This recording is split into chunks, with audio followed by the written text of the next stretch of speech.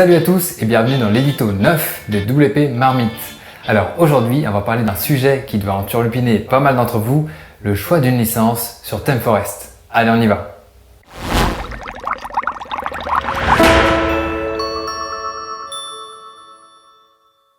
Avant d'entrer dans le vif du sujet, parlons une minute des actualités de la marmite. Tout d'abord, Nicolas poursuit sa série de l'été en testant les meilleures ventes de thèmes de ThemeForest. Il pèse le pour et le contre avec la plus grande objectivité possible. Vous retrouverez dans la description les liens vers les tests d'Uncode, Salient, Bitheme, Jupiter et Bridge.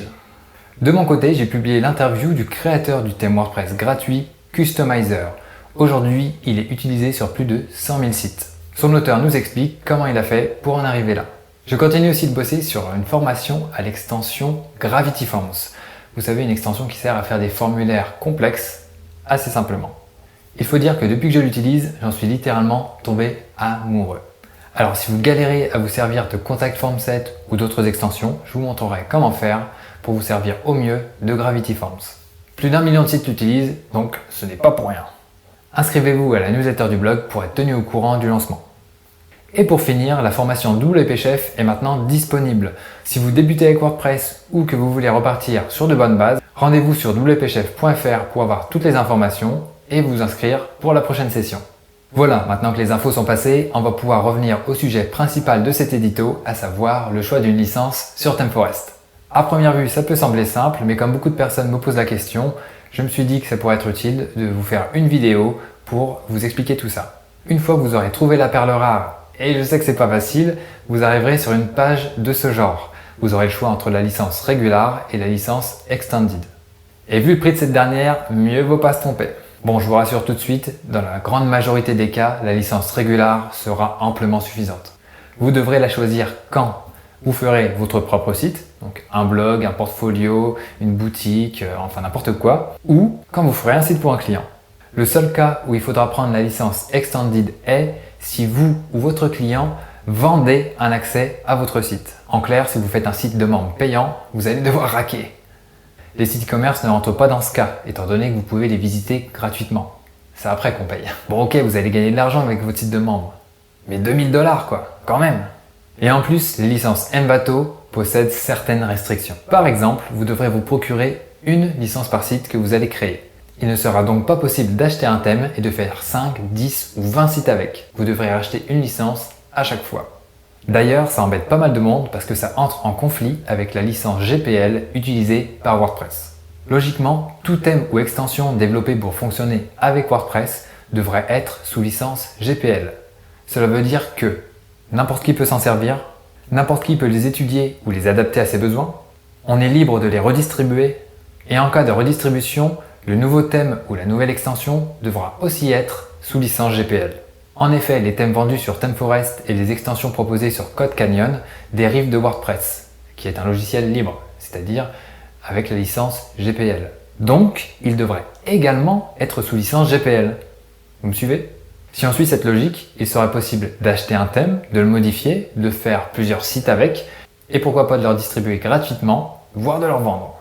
Bon après, si vous modifiez pas grand chose, c'est sûr que vous allez être mal vu.